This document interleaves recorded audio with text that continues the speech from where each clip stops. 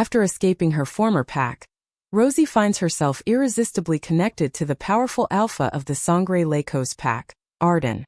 However, her arrival triggers a series of misunderstandings and conflicts, especially when she discovers that Arden seems to have another partner. As she struggles to adapt to her new surroundings, how will Rosie deal with Arden's betrayal, and what is her true place in this new pack? Join our pack. Subscribe to start your adventure. Prologue. 3 hours 32 minutes and counting. That's how long I had been running. My head was throbbing uncomfortably, and I could barely see where I was going, but I knew that I had to run as far and as fast as I could. The pack that was once my everything was now nothing short of hell for me. If I went back there, all my mother's dreams for me would turn into a charred rubble. The leaves crunched under my feet and I felt my muscles tightening in the core.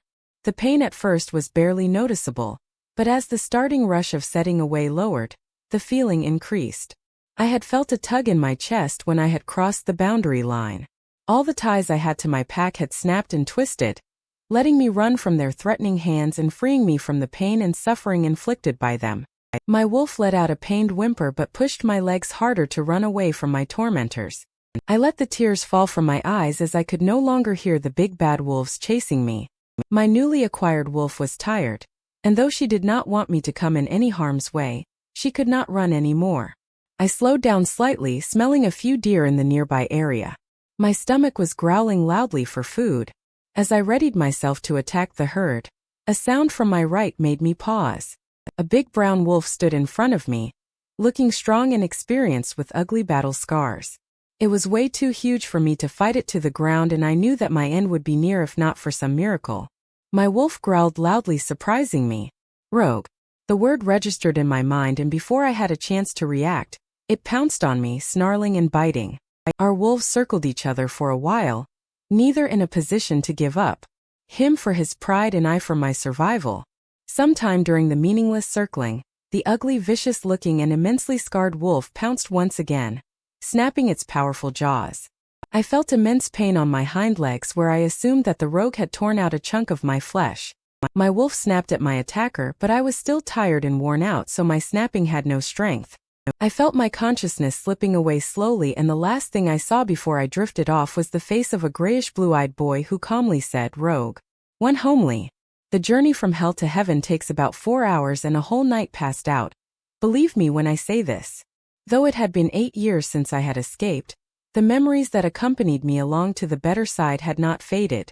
The screams and the tears, the blood and the fear, the thoughts of those still made my heart race at 100 miles an hour, and made my mouth dry. My mother always told me that good and bad times don't last forever. Life is like a roller coaster, and to enjoy or not is your choice. At that time, never having seen a roller coaster, that piece of advice hadn't made any sense to me. But today I understood that it meant that life is thrilling, only if you're not afraid of it. "Rosie!" I heard a shout from a distance. I was standing at the very same spot where I had begun my new life, looking into the beautiful eyes of the very same man who helped me build it. Back then he was a tall, lanky boy, with gorgeous eyes and a crooked smile. His hair used to be messy and long, slicked back with sweat, but now it was short and cropped, and his body had grown in muscles to match his height. "Hey, stranger." I smiled back, slowly making my way towards my best friend, who wrapped his arms around me in a comforting hug. "How long have you been standing here?" he asked me while refusing to let go and pinching my sides playfully. "Not long." I shrugged, but he caught my lie and held me a little away from his body to look into my eyes. "Who are you lying to?" His rhetoric question made me bite my lip and look at him sheepishly. 2 hours.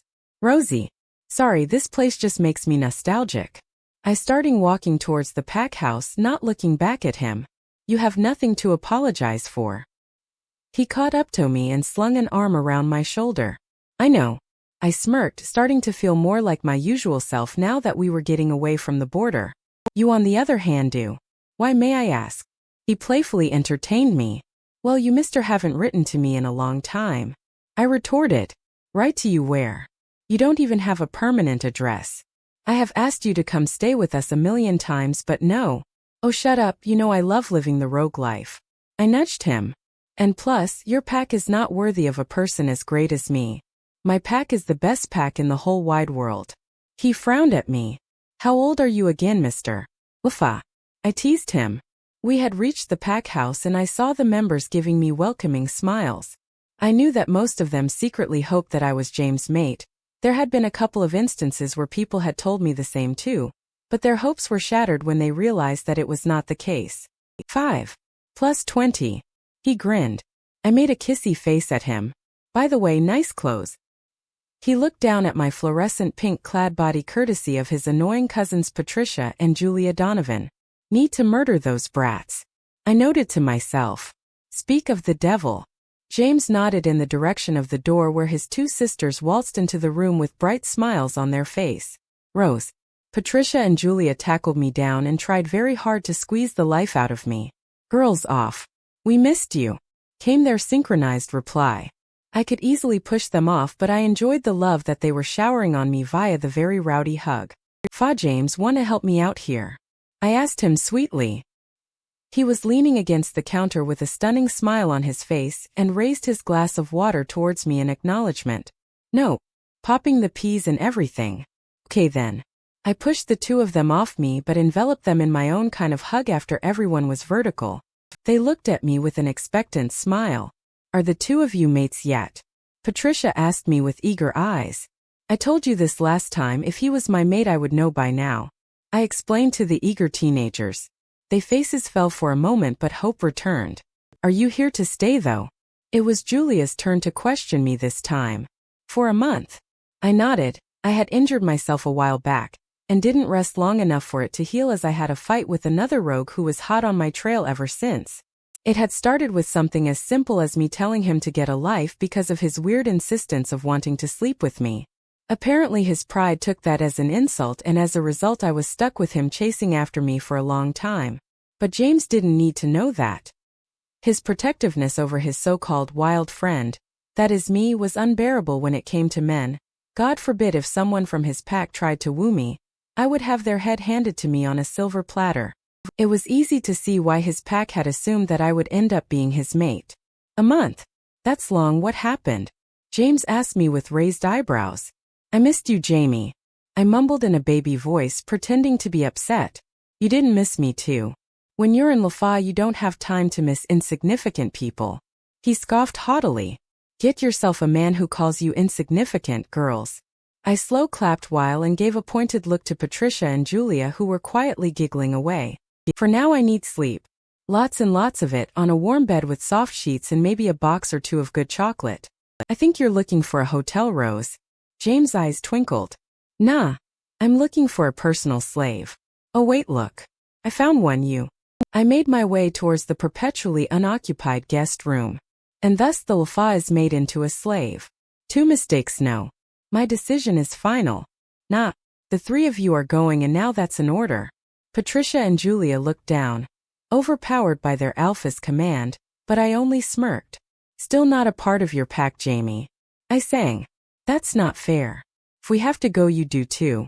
Julia frowned, while James just nodded with a serious expression.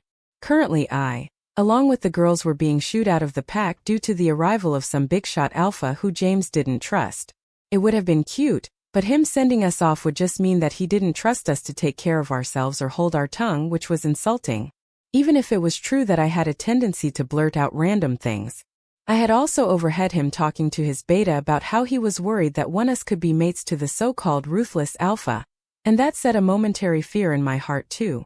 I wasn't planning to stay here for the visit since Lafas aren't my favorite people to be around, nor was I keen in meeting my mate. But messing around with James and seeing him frustrated was fun. I'll let you drive my Ferrari. He negotiated, and I raised my eyebrows. He was incredibly attached to Lydia. His blood-red beauty with a heart of steel, and his willingness to part with it for even a few hours, to my hands moreover, was shocking. I would take that offer up if I knew how to drive a car. I shrugged. I'll drive it. Patricia eagerly piped up. Too young. James shot his sister a disapproving look. She stuck her tongue out and frowned, crossing her arms over her chest. Okay, that's enough. You've got 2 options. You either go out of the pack or you stay in the dungeons with a guard. Take your pick. He started to walk away from my gaping self. I pursed my smile and tried desperately to hide my smile, but James' sulky face on his tall, broad frame was hilarious. I'm going. I called out to him but he didn't stop. Just so you know, I didn't plan on meeting this Lafa anyways. I know. He informed me. Of course he did. Patricia and Julia looked at me quizzically, as if they had just seen a terribly tough math sum that needed to be solved. I assumed that they both mind-linked each other because the range of expressions on their faces were comically identical. Sad, annoyed, angry, and then excited. We are going shopping. Patricia did a little shimmy and I groaned. Just take my life already. I moaned, letting my face drop into my open palms. Julia was trying to peel my hands off my face when James re-entered the scene with a panicked look on his face. You three. He pointed at us. Dungeon now. Not happening. We agreed out of pack. I argued. Pat and Jules protested at his command. The Lafa is already here. The dungeons will keep you safe. What is he going to do to us in your territory? I rolled my eyes at his paranoia. He has a reputation. Should any problem arise, I want you all out of harm's way so that I can fight instead of spending time worrying about your well-being. Maybe you shouldn't have invited someone you didn't trust into the Packland. As soon as I said it, I knew I had gone too far. Challenging in Lafa's decision or motives could be instant death in some packs. The only reason I wasn't dead already was because James thought of me as family. His eyes flashed a dangerous black color and I bowed my head in submission, baring my neck only slightly to show that I had backed down this time. After a second or two, he seemed to have regained his power over his wolf, and gave me another sharp look that got my feet moving. The dungeon was a cold and uncomfortable place that I had never visited before. Silver Eclipse Pack generally had quite happy aura, but this place gave me chills. James knew that I hated dungeons. They were an unwelcome trigger to memories that I wished to lock in a place so far away that it didn't have a chance of surfacing. But he still left me here. My chest started to tighten uncontrollably, and I felt the sweat that was starting to form drip down my face. I can't sit here. I told the girls who were looking at me concerned. You can't leave, Rose. Jules informed me. Yes, I can. I'm not a prisoner, I'm not in this pack. I'm a guest, and a guest should be allowed to leave when they want to. I started to pull on the metal rods of the door. Travis, open this. I told the guard. I can't do that, Rose. Lafa's orders. He gave me an apologetic smile but moved away from the door so that I could get more breathing space. Tell him I need to be let out. Dungeons can he's blocked off. But I could go find him if you want. Travis asked me, worried. I couldn't breath. I couldn't. Patricia was rubbing my back in a steady rhythm. Just open the door, Travis. I'm sure James will understand. Patricia urged him. This counts as a life or death situation, right? You have eyes, right? Julia asked him sarcastically. He rolled his eyes at her and made his way towards the door with the right key in hand. The moment the door unlocked, I pushed it open and fell to the floor. The day, coupled with the location, was bound to create problems. I ran till I reached the pack house and stealthily sneaked towards James' office. There were surprisingly no guards outside, but I could smell about 20 to 30 male werewolves standing inside the room in close proximity. Snooping could get me into trouble, but I was curious which Lafa riled up James so much. I inched towards the door and placed my palms on it. In a matter of seconds I felt the door move inwards and myself stumble into the room and onto the floor. James shook his head at my horizontal body. Oops. 3 growl away. Hi, Jamie. I smiled sweetly at my friend who looked ready to murder me. Isn't it a fine night? A low but powerful growl echoed off the walls of the huge office, but I didn't turn. Not even to see where the delicious aroma of cake was coming from. James helped me up, or rather forced me up, when he saw that I wasn't making a move to stand up. He tried to shield me from the person from where the growl emitted from, but in vain. I felt a powerful, tantalizing aura making its way across the room and towards me. All my senses were on high alert, and the fine hair on my arms and unshaven legs had started to rise up due to the electric feel. He was my mate. He had to be. I had heard stories about the maddening power of the mate bond, and there was no explanation for the way I was feeling. From my peripheral vision I saw James come to stand in front of me, and along with him other Silver Eclipse Pack members surged forward, causing the male werewolf to growl again. He certainly has a way with words. Let him come, I told James, putting a hand on his shoulder to assure him of my confidence. He reluctantly moved away but didn't go far. My possible mate didn't seem to like my buddy behavior with James and finally uttered a single word. Move. James' eyes flashed black for the second time in a night. The anonymous male's voice was so smooth. There was no other way to describe it. I think James finally caught on to what was happening before him. A mate bond was a dangerous thing to mess with, so he took a careful step aside, still close enough in case he needed to protect me. The man who finally came within my line of sight with no obstruction was absolutely, heartbreakingly gorgeous. He had dark hair that was similar to my own, perfect lips and a straight nose that no other male could match, though I think that's the bond's doing. His silvery gray eyes confirmed what I had already guessed. He was my mate and he was beautiful. You're beautiful. He put his hand forward, presumably to tenderly stroke my cheek, or choke me to death for disturbing his meeting, but I put a hand up. Don't touch me. I backed away. Not till I allow it. I can't touch what's mine. He asked me confused. Yours. It was my turn to be confused. You deny the mate bond.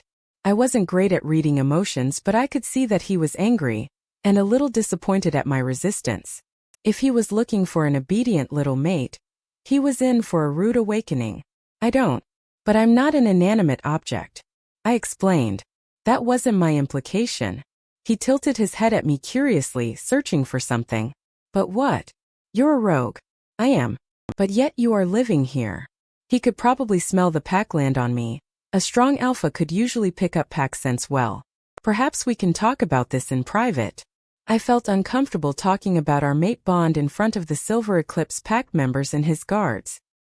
He gave a look towards a tall man who nodded and walked away with the rest of his people following. James, I asked my friend for a silent favor, and though he still looked worried for me, he knew that mates rarely could harm their significant others. I'll be right outside. Harm her and be rest assured there will be blood spilt. James warned the man in front of me, who gave him a menacing glare. I could see that he was barely controlling his answer towards my best friend, so I nodded quickly and closed the door. Don't mind him, he's just protective. The man nodded, his full concentration focused on me. Once the room was empty, I felt the nervous energy inside me explode. My still nameless mate looked like he was in deep thought, and the awkwardness was starting to rise. So what's your name? I was tired of thinking of my mate as the nameless handsome alpha, so I finally decided to ask him. Arden Jackson, alpha of the Sangre Leikos pack. Oh shit. I felt my eyes widen at the name. James' jittery behavior in the morning and extra careful behavior around his impending arrival now made complete sense, as he was one of the strongest alphas with a reputation that wasn't the kindest. I always made sure to steer clear of his pack's boundary lines when out in the wild, as the tales of his ruthlessness and unforgiving behavior was known by even the newest of rogues. He hated us. Absolutely loathes us. You hate rogues. I noticed the way his fists clenched together tightly, and then unclenched almost as quickly. What's your name? He asked me instead of replying to my question. Rosemary. That's a pretty name. Thanks, I know. I did a playful hair flip before I realized who I was with. Sorry. Don't apologize. A mate tends to show off her best qualities and assets in her mate's presence. I almost laughed at the seriousness with which he said that. I'm not trying to impress you. I crossed my arms over my chest. It's unconsciously done, he said, and for the first time I saw him smile. It was barely there, but it was worth catching. I'm amazing, I use awesomeness, I don't need to explain myself to you. I narrowed my eyes at my mate. I thought they were supposed to be loving and hopelessly in love. Well, you are going to be stuck with me for a long time. I think it's time you start. 4 adieux. Call me. Patricia had been hugging me, or rather resting her chin on my shoulder for the last 5 minutes, murmuring instructions into my ear and telling me random things she had heard about my mate. I don't know why, because the only thing it did was make me more guarded around him. I did not want to be tied to a tree upside down. I will. I said for the 100th time, rolling my eyes and patting her back sympathetically. Despite multiple goodbyes before, Patty didn't make this one any shorter. Julia had already taken her turn before, as she knew Patricia was a time hog. No, you won't. You'll be too busy making gorgeous babies with your gorgeous mate in your gorgeous home with fabulous pack mates. She whined. Whoa, who said anything about staying there? Aren't you getting a little carried away? I asked her with a smile. He's your mate. She stated the obvious. I know that. You aren't planning on staying with him. She looked shocked. Julia, who was picking blades of grass from the ground, stood up and looked at me, shaking her head. Did you mention that little detail to him? Julia asked me. I don't see the need to. I shrug. I'll check out the scene, maybe stay a month till my leg heals and go out again. But, he's your mate, and haven't you heard? Your home is where your heart is. Patty exclaimed. This is my home. I pointed out to her. I love you, Jules and James, more than anyone in this world. Doesn't mean I stay here, do I? I'm afraid that's not how a mate bond works, Rose. Jules interrupted. I know how much you want to preserve your wild spirit, but he's your mate. And in Lafa nonetheless. He won't let you out of his sight for long. I pondered over that for a short while, simultaneously thinking about how little Jules and Patty really knew about me. James and his parents were the only ones who knew my true reasons for continuing to stay a rogue despite their readiness at accepting me as a part of their loving pack. A mate bond was strong, but surely Alpha Jackson would understand my reasons. If not, then too bad. I made a mental note to remind myself to bring up this topic as soon as possible, as being on the receiving end of a temper well known wasn't a part of my bucket list. We'll see. I replied, pursing my lips. From my peripheral vision I could see Alpha Jackson standing close enough to see me but far enough to give me enough privacy to say my goodbyes. His rigid posture and flickering eyes made a small smile slide into my face. He probably felt my state, for at the exact moment that I looked at his face his eyes met mine. He nodded once and started to make his way towards me. Jules and Patricia were still talking about me, so I quietly murmured Lafa alert under my breath, which caused them to shut up instantaneously. Are you ready to leave? He asked in cue gruff voice. I was tempted to pull his cheeks and coo at him, but I had a feeling that he wouldn't appreciate the gesture. Instead I pat his arm awkwardly. Just a minute. Where is James? I asked Jules. She was about to reply, but I heard James running up to me with sweat dripping down his face. Sorry I was late, there were a few things I had to do. He said, smiling. What's more important than telling me goodbye? I asked him with a pout. Getting you this. He waved a dusty box in the air that looked pretty old. What's that? I asked curiously while ideas popped into my head. While some were normal, the others were rather absurd. Something that Dad told me to give you when you found your mate. I felt tears well up in my eyes when I heard James talk about his father, who I came to love as my own despite the rarity with which I met him. Last year in a rogue attack Henry passed away, and his wife died of depression a few weeks later. That's when I truly felt like an orphan. Henry and Margot had a heart of gold, and when I received the news it was too late as they had already been buried and I couldn't say goodbye. I took the box in my hand gingerly and opened it to see the contents inside it. There was a white gold necklace and a letter. I kept the letter in my jacket pocket to read later privately and removed the necklace. It was a locket, and when I opened the pendant there was a picture of Henry, Margot, James, Pat, Jules and I on one side. All of us were laughing. It was clicked a year before they died. I wasn't sure how they actually got so many people to fit in such a tiny frame. The other side was empty. I held it out to James, who placed it on my neck. I heard low growls coming from my mate, but I ignored it and hugged James tightly.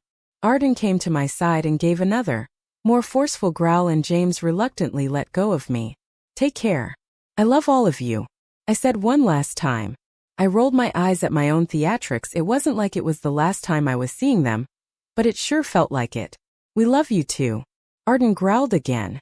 Oh, shut up.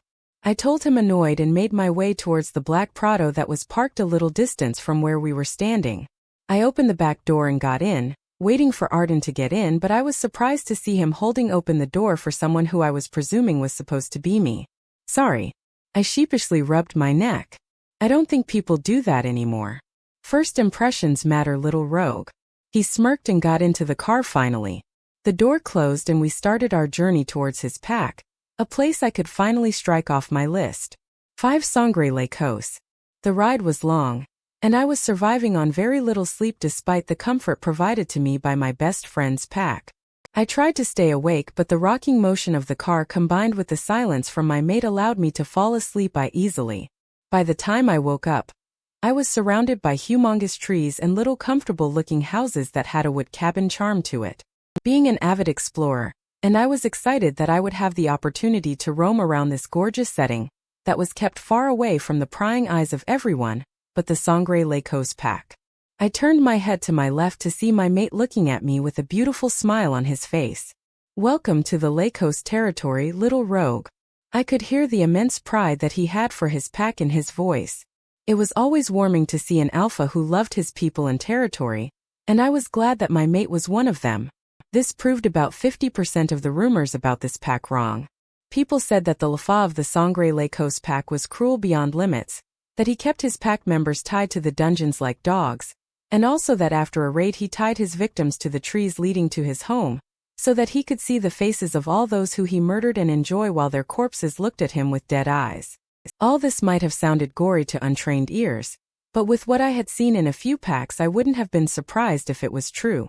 I continued to observe everything through the window, taking in the beauty of the leafy green trees and the bushes of colorful flowers that grew along the road. I could feel Arden's eyes on my back all this while, but I refused to turn as I feared that I would lose my speech in my nervousness and sound like a bumbling idiot. A short while later the car came to a stop in front of a gorgeous white pack house. It looked more stylish than strong, which was different. The house was a combination of white walls, glass walls and light brown wooden panels that ran along the sides. I could clearly see the women working in the kitchen from the place our car had stopped, but my attention was fixated on the large crowd that had gathered in front of the main door. Arden opened the car door and so did I. With my sunglasses perched on my head, I murmured a few words of encouragement under my breath which didn't go unnoticed by Arden. He gave me a reassuring smile and moved his hand toward mine, but then stopped midway and dropped it, probably realizing that it wasn't the tight time to hold my hand even if I was his mate. I was about to take a step towards Arden, just because I felt safer, but before I could do so, a girl ran towards Arden and wrapped her arms and legs around my mate. My wolf was growling inside my head, and a tiny one almost escaped from my lips, but I held it in. I saw Arden look a little uncomfortable. There was an infinitesimal change in the way his body was positioned towards me.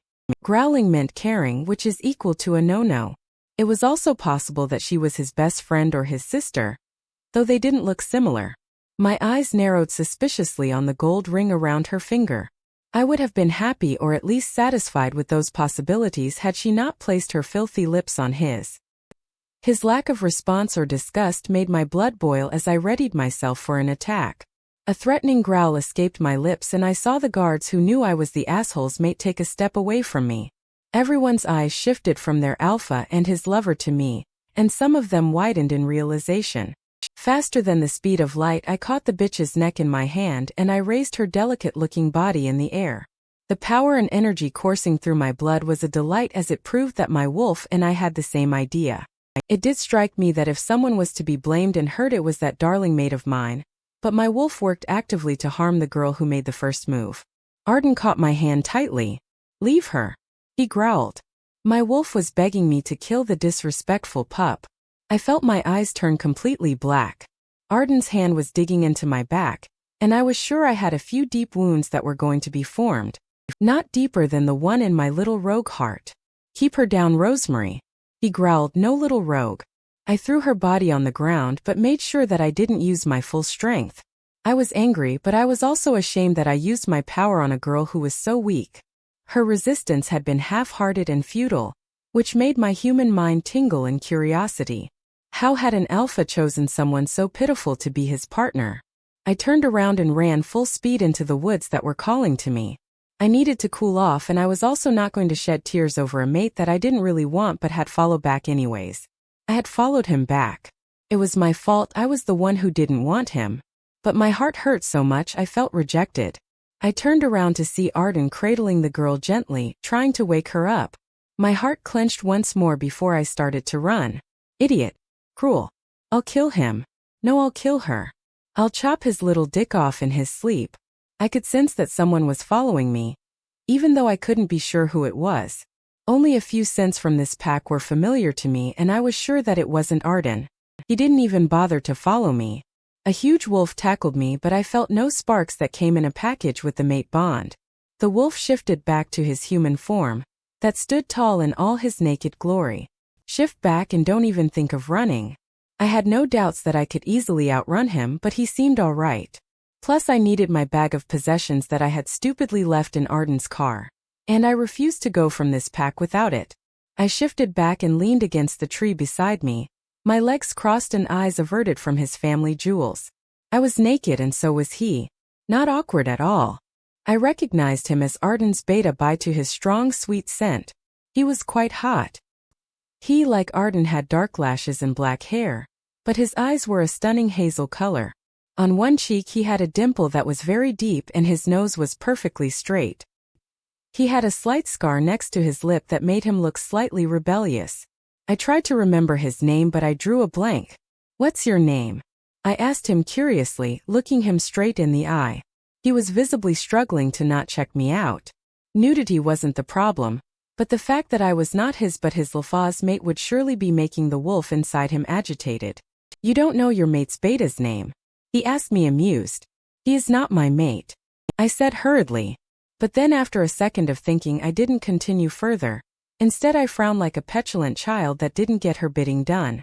"Plus it's not like your beloved Alpha talks a lot." He raised his hands in surrender. "Okay, come on, I will take you to the pack house." He threw me a large t-shirt that seemed as though it appeared from thin air. Couldn't he have given me the t-shirt before? To be disrespected again. What? Am I meant to be second to his girlfriend? A mistress when they are married? I snarled and wore it. "It's complicated. You're jealous and angry, I get it, he is your mate," the beta said. "Oh, you haven't seen my real anger. And I don't even want to," he mumbled. "Let's just go back to the pack house for tonight, please," he begged. I nodded my head stiffly. "Oh, and by the way, my name is Castile." He smiled. "Six, who are you?" Walking through the pack house was a wonderful experience. People were staring at me, pointing and whispering, glaring and sharing the story of what I did. I growled at the ones who looked around my age to make them look anywhere but my annoyed face, and it worked like a charm. They tried with great enthusiasm to get away from the rabid wolf. "Just ignore them," Castile whispered into my ears. "They are nice people but they do enjoy gossiping. I wonder if they'll enjoy gossiping so much if I rip their tongues out." I mumbled. "Your violent personality shocks me, my Luna." Castile grinned, awfully at ease at the thought of me harming his pack members. "You don't seem worried. Do you think I won't be able to do it?" I narrowed my eyes. "That's not it, my Luna, you seem highly capable. But you are clearly joking, aren't you?" he asked cautiously. I put my hand on his cheek and smirked. "Of course I am, Castile." I gasped and dramatically put my hand over my heart. I sent another glare towards a young couple who was looking at me, and Castile stopped walking. "This is Rose and she is to stay here for quite some time. I therefore hope that you all treat her respectfully." While his voice was cheerful, there was a clear warning in his eyes to everyone. My heart swelled at his kindness. "Why? It's not like she treated our Luna respectfully." A young pack member called out, and yes echoed across the kitchen. "Luna, what the hell was going on in this crazy pack?" "Well then consider it an order from your beta," Castile said with finality in his tone, and everyone bowed their heads. He took me to a room that had no windows and a plain cream and beige color scheme. "This is your room." "Room?" I asked him with raised eyebrows. He gave me an apologetic smile and continued. "You will have guards stationed outside your room, so do not try to run. And when I say that I mean it, do not run under any circumstances. Unless of course there is a fire or an attack or other obvious reasons like that." He smiled sheepishly. "You are also not allowed to go anywhere without a guard. So I am a prisoner now." "Technically, yes," I growled. "Why don't you all leave me free and keep your Luna however you want to?" I sighed. "You know that's not true," he said, referring to the bitch. "Everyone calls her Luna, everyone treats her as their Luna, and everyone hates their real Luna, so why not free me from the damn pain I will get from staying here?" I exclaimed through gritted teeth. "I'm sorry, Rose, Alpha's orders. If you need anything, don't hesitate to ask the guards to call me. I'll be here as soon as possible." He gave me an apologetic smile and walked out of the room. The room was bare and there was nothing I could throw around in my fit of anger. The door creaked open and a girl walked in slowly, cautiously. She was a gorgeous blonde with deep brown eyes, and she was wearing a short white summer dress that suited her perfectly. She looked familiar, but I could not recollect who she was. She kept something on the corner table and slumped on the chair next to it. "So you're the future Luna," she said, examining me closely. "Apparently I'm not." "Yeah, right. She scoffed. I saw the way Arden looked at you. Also, if anyone else had tried that on Rian, they would be dead by now. Rian the kisser, the root of my current problems. A wolf is not supposed to hurt their mate no matter what. The mate bond can make you attracted towards someone. It can't force you to love that person. If you're here to tell me to stay away from him because he is yours, then by all means take him. I spat out the words. I clearly sounded like a jealous she-wolf and I hated it. She laughed. She actually laughed. Oh, calm your wolf, she said between laughs. Arden and I will never be a thing. I narrowed my eyes at her. Then why are you here? I asked her suspiciously. Just wanted to see my brother's mate. Brother? I just didn't see it. Well, he is my brother from another mother, literally. You see, his father, the alpha, cheated on his mate with a human and I was a product of the extramarital affair. She sounded awfully normal about the predicament. An alpha who cheated on his mate wasn't common, as theoretically the stronger the ranking of a couple, the more powerful is their mate bond. I'm sorry. Don't be. I don't consider the former alpha as my father, but he did give me a wonderful brother. Also, Arden's girlfriend Rian is my best friend. I stiffened. The matching piece of jewelry around her ring finger suddenly made more sense. Then it's a good thing I don't want him, I said, pretending to yawn. I don't want to seem rude, but I am really tired, so I am going to sleep now. She looked at me for a moment and then walked outside the door. Arden hadn't come to visit me after the incident in the morning and I was disappointed, even though I didn't understand why I expected a lot from him. If someone could hurt their mate physically and choose another she-wolf over her, it shouldn't be too flabbergasting that he hadn't come to apologize. I picked up all the bed sheets, blankets and pillows and threw them on the floor, kicking them near the wall. I laid my body on the cold hard floor that reminded me of the jungle ground and curled up against the wall, hoping to see the stars. 7 guard me now. I woke up the next morning to see a large shadow looming over me, observing my sleeping frame. That's not creepy at all, I murmured to myself as soon as I recognized the person as my mate. I pushed myself up from the ground and rested my weight on my elbows, waiting for him to say what he came there for, but he kept quiet. Do you stare at your girlfriend like a psychopath stalker too? I asked him in my sweetest tone. Why are you sleeping on the floor? He asked me, ignoring my earlier question. He put his hand forward to help me stand up, but I just stared at it. 'Cause I can and it reminds me where I belong, I sharply replied while standing up on my own, ignoring his hand that was still dangling in the air. But you don't deserve to sleep on the floor. You should only get the best, he said, confused. I meant that I belong to the wilderness, natural way of living grounded to the earth. I told him a variation of terminologies in case he didn't understand. Don't think that I believe that you're greater than me, Ilfa. I'm a work of art.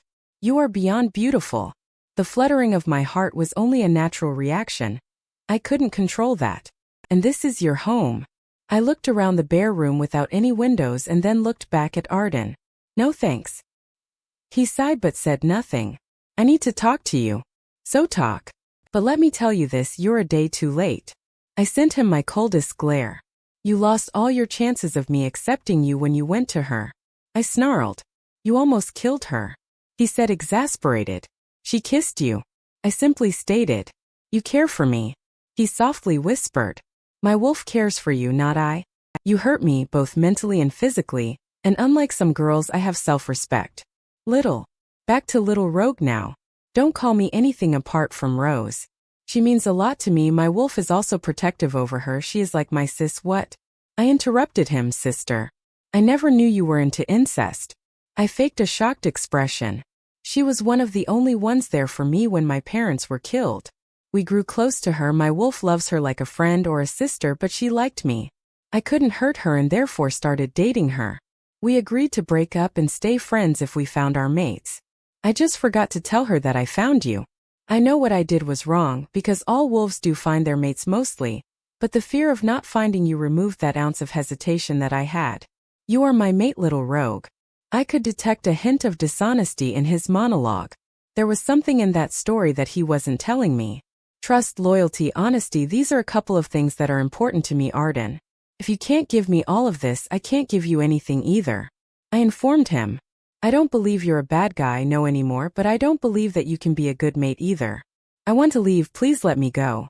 Try to understand, Rose. His voice sounded strained. I know you are a smart wolf and will make a wonderful Luna. He gave me one last look and walked out of the room, once again not giving me what I asked for. I peeped out of now unlocked door to see 2 guards standing outside looking utterly and completely bored. One looked like a professional wrestler and the other looked like a Hollister model. I knew that wolves were naturally good-looking due to genes, but this guy was hot. What was with this pack and hot guys? I was surrounded by werewolves and they all looked decent, but these guys took decent to another standard. Luna, the wrestler said in greeting, and I froze in shock. Luna. I'm not your Luna. I told him wide-eyed. The pack house is made soundproof, but the door was not exactly closed. The Hollister model said sheepishly. And I also noticed the way Alpha looks at you.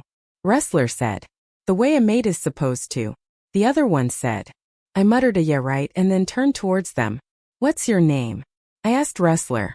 Wesley Johnson, Luna. He said politely. Andrew Dunst. The other one said.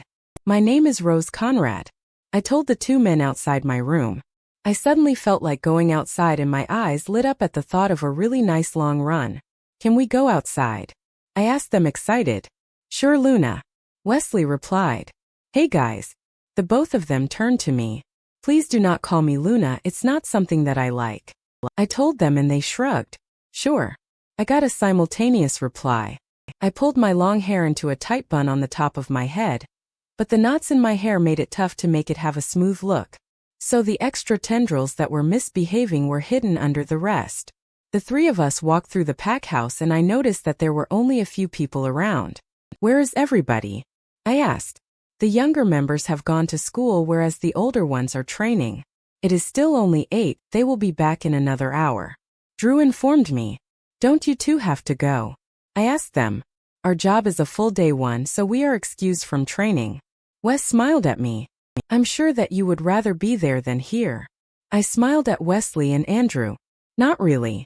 Drew scoffed. Training can be fun sometimes, but training with the Alpha could be compared to the torture of going to school. We are a strong pack due to the rigorous hard work we put in. I expected to see corpses hanging off trees. I smirked. They are hidden in the pack house backyard. Drew wiggles his eyebrows at me and I burst out laughing. What time does training usually start? I wondered. At sharp 6 in the morning for adults and 5 in the evening for the kids. Wesley informed me. How was Arden there when I woke up then? I asked Drew. He handed over training duty to his beta, Castile. Oh, I said. Let's go eat something. 8 explanations and excuses. I was not surprised when I heard that Drew had overslept and was running late once again.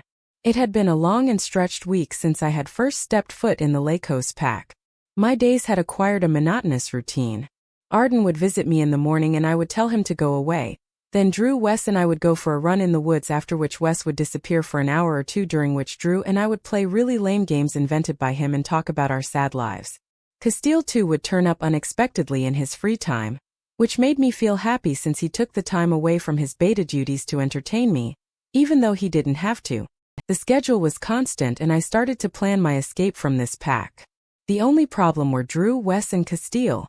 I had grown really close to the 3 of them and I knew that my leaving would make them feel betrayed and hurt, but I couldn't stay here anymore. The closer I was to Arden, the more the mate bond would grow, and I couldn't risk another reason to stay. We're going for a run, Rosie. Drew yelled out from outside my door. The door opened and Wes poked his head inside the room. Rosie, Drew has finally arrived. I laughed. What are you waiting for? Drew said, let's get up and moving. He wiggled his ass in this really weird way that cracked us up. I rolled out of bed and tumbled onto the floor, dragging my sheets with me. Ovie. I rubbed the back of my head. Wes started laughing even louder and Drew joined in. Arden didn't come today. I asked hesitantly, untangling myself from the bedsheets. He has a meeting with the elders. He is taking extra training today. I looked at the both of them suspiciously. Is he training or having a meeting? I asked them both, who looked uncomfortable. He is taking over the extra training. He is in a meeting. They both once again said simultaneously but switched their answers. They looked at each other and glared. I could tell they were mind-linking each other as their eyes darkened slightly. Barely noticeable but a sure-shot sign of knowing that they were communicating via their wolves. I don't believe either of you, but I really want to go for a run, so let's go. I hopped up and then remembered that I hadn't brushed or completed any of my morning necessities. After half an hour, I rushed to the bathroom. A good hour later, I emerged from the bathroom clean, decent, and relieved. We ran around and chased each other around the territory for a while. My white coat had become rather dirty and I went to stream to wash it off. I didn't realize how late it had become. The sun was already going down. Drew. Wes. Called out. I hadn't realized when they went missing I couldn't find them anywhere. It was not like them to disappear, not only because their alpha would rip their head off but also because they naturally had a pull to stay close to their beloved Luna. I hadn't seen Rian ever since the encounter that day, and I had a feeling that she was purposely keeping out of my way. I didn't like the fact that she already has what I could never have. Arden had tried to speak to me about them but I never let him. Wes. I called out and a warm hand circled my waist. I need my attacker where the sun didn't shine but then felt the semi-familiar sparks. Rose. He yelled and my eyes widened. I'm sorry. You really shouldn't surprise me like that. I'm a rogue, Arden. My instincts are to stay cautious. There was a possibility that I just injured my future kids if I ever got together with Arden, that is. Whatever, come with me. He said. Where? I asked him. He did not reply. Instead he just pulled my hand gently till we reached a clearing that Drew and I had discovered 2 days back. Beautiful orchids were resting in a vase on a table placed in the center. There was music playing softly and I looked at Arden surprised. This is different. I raised my eyebrows. Castile told me this is what girls like. I wanted to do something nice for you. He shyly rubbed the back of his neck. Is there food? I asked. Yes.